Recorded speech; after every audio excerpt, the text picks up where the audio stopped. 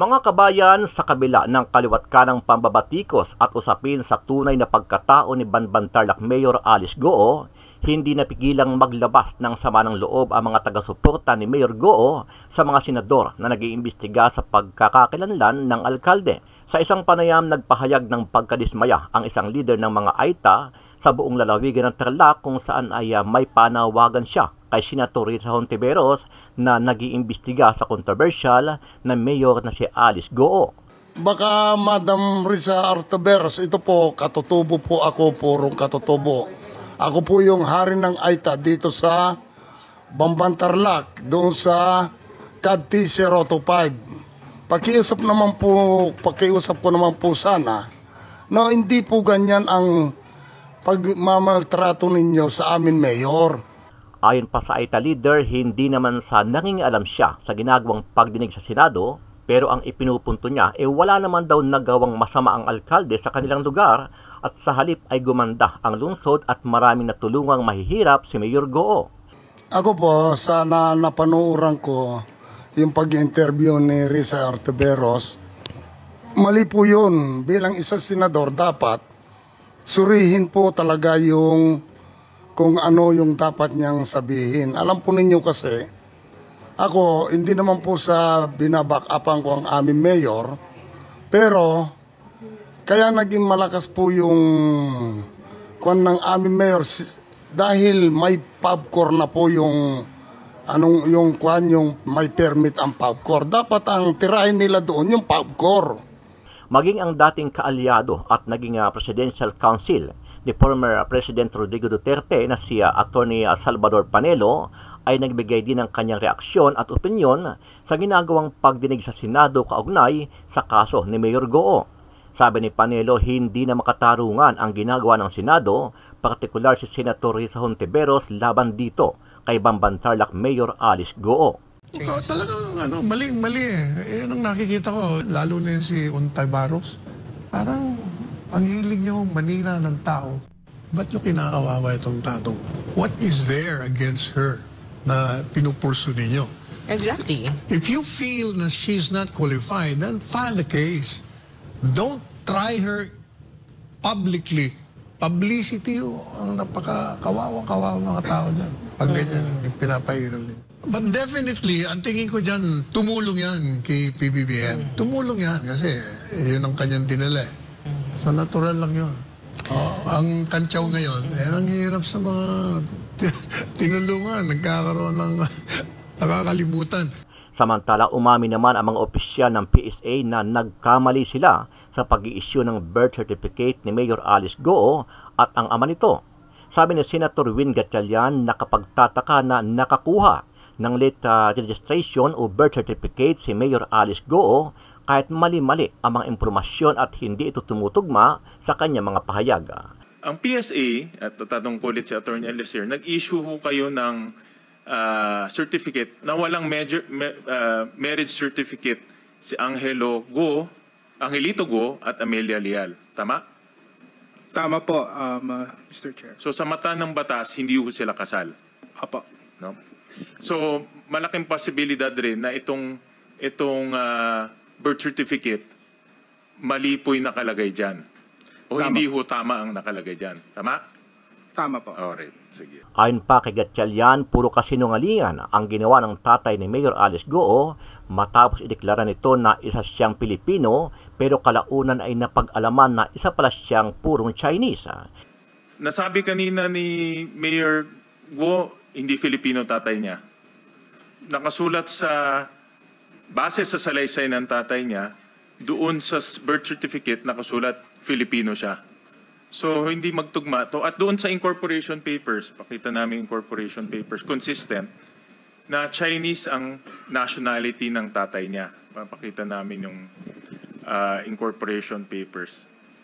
Maging ang marriage certificate ng tatay ni Mayor Goo ay peke rin dahil sa natuklasan nila na nagsinungaling siya, nakasal siya kay Amelia Leal na sinasabing nanay ni Mayor Alice Goo.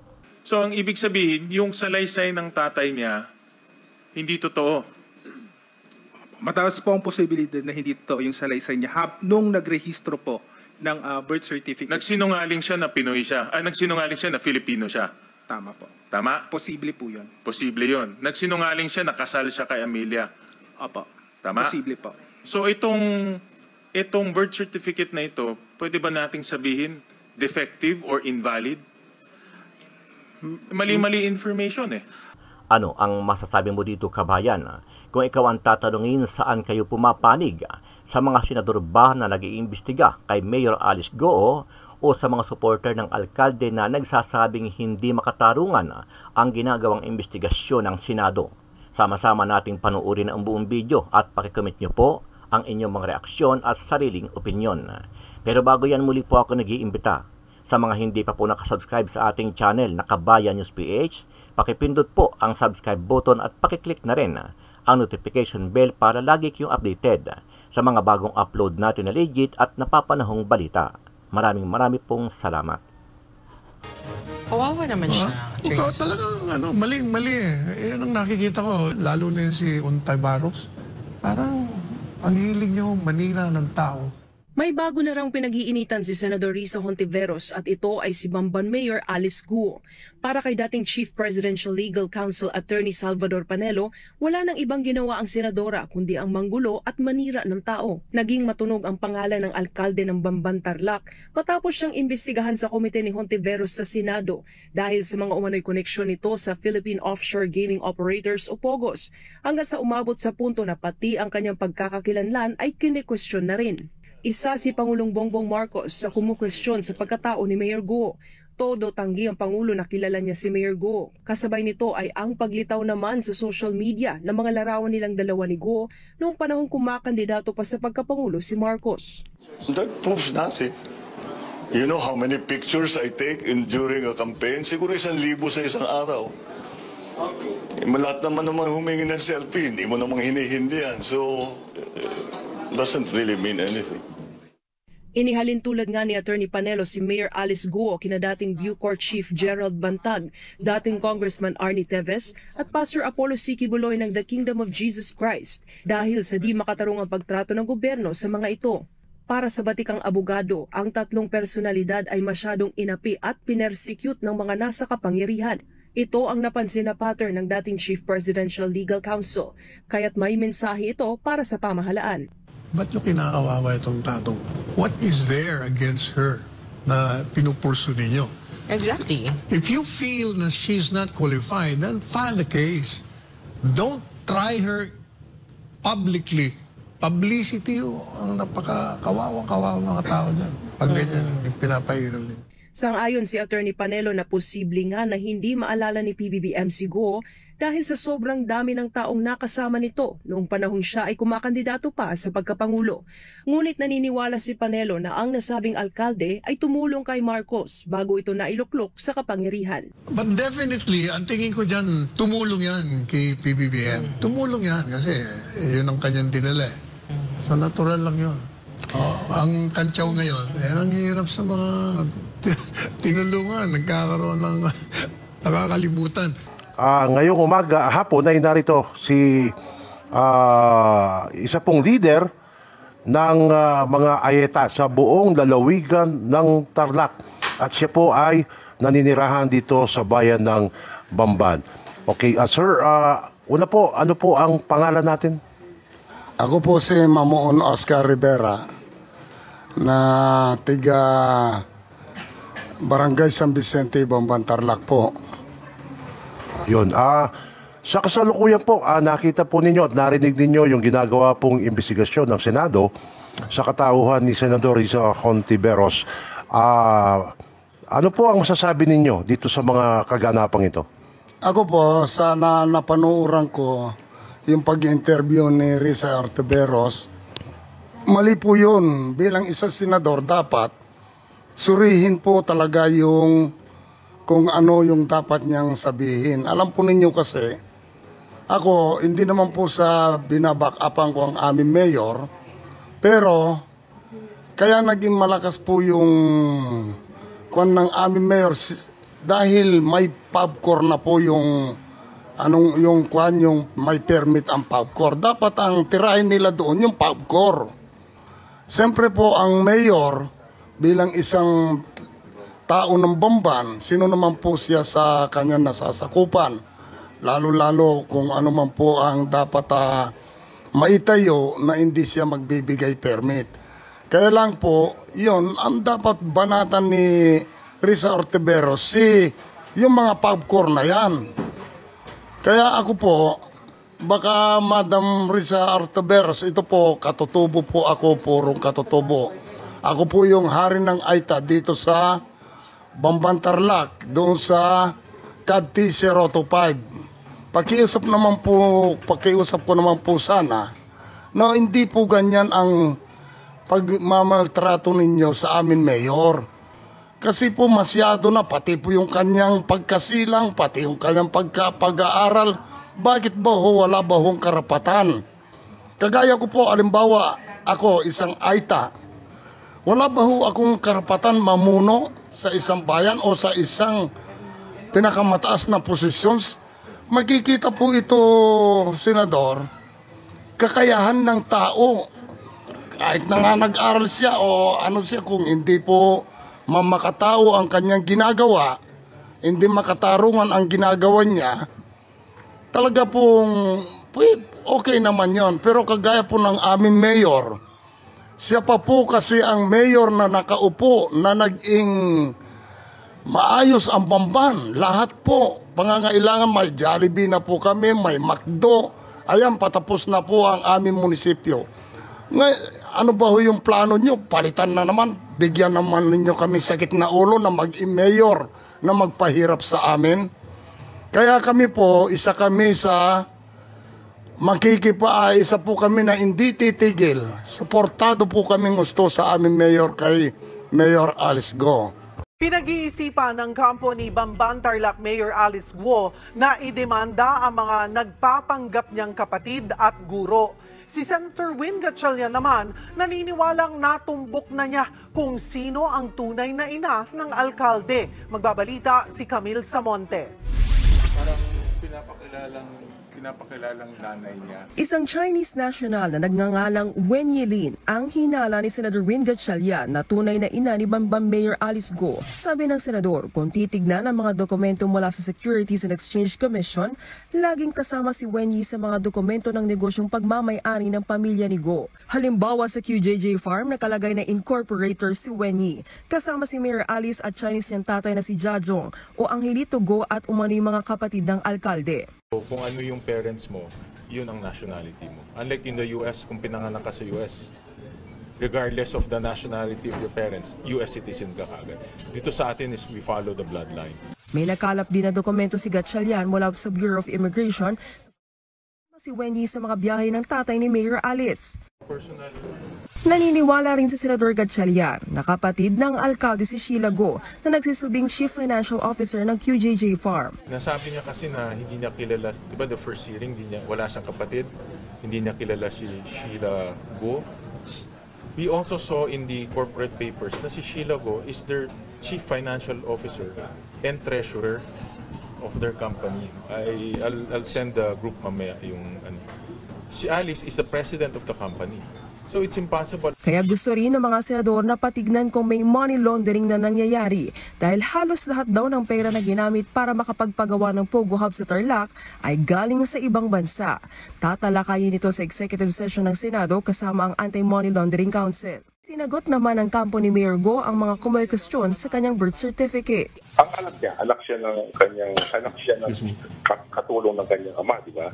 Pero yung birth certificate, ang question, sino ba ang nag-submit doon? Hindi naman siya nag-submit, wala siyang participation doon. So, paano siya magkakaroon ng criminal liability? Hindi naman kasi basis yun para sabihin mo hindi ka Pilipino. Ngayon, kung mayroong problema, irregularity yung kanyang birth certificate, hanapin natin sino may cause doon. Definitely hindi siya yun dahil hindi naman siya informant doon. Natanong din sila kung plano man nilang kasuhan ang ilang personalidad. Well, as a law firm, we are already considering that. Pero, yung grabe lang, may kapatid daw siya, kung sino man yung nagsasalita, at yung teacher daw niya, that's foul na. Maganda, total, meron naman Senate investigation. Ipatawag yan para ma-DNA. At kung nagsisinungaling, yun ang content natin. Kanina ipinakita po ng ating chairperson na si Amelia Leal wala pong birth certificate. Si Angelito Guo wala ring birth certificate. So sa mata po ng gobyerno, hindi ho sila pinanganak ho dito. At gusto ko rin itanong yan kay attorney sa LRA, Attorney Ronnie Tababa, ng PSA pala, sorry, PSA. Name ng PSA. Yung representative sa PSA. Si Attorney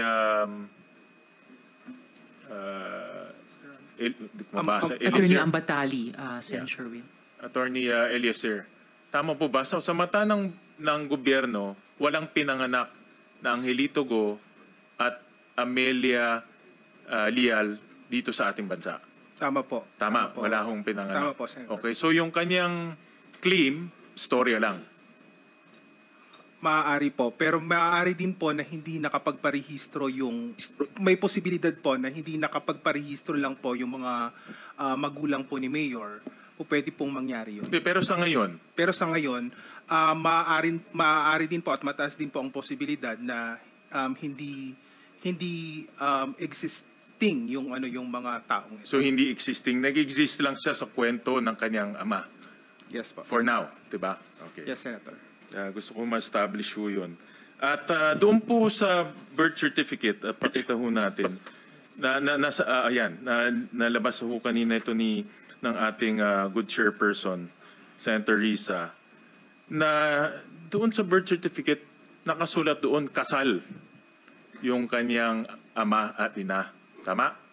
Pero ang PSA, at tatanong ko ulit si Attorney Eliezer, nag-issue ho kayo ng certificate na walang marriage certificate si Angelito Guo at Amelia Leal. Tama? Tama po, Mr. Chair. So sa mata ng batas, hindi ho sila kasal. Apo. No? So malaking posibilidad rin na itong birth certificate mali po yung nakalagay dyan. O Tama. hindi ho tama ang nakalagay dyan. Tama? Tama po. Alright, sige.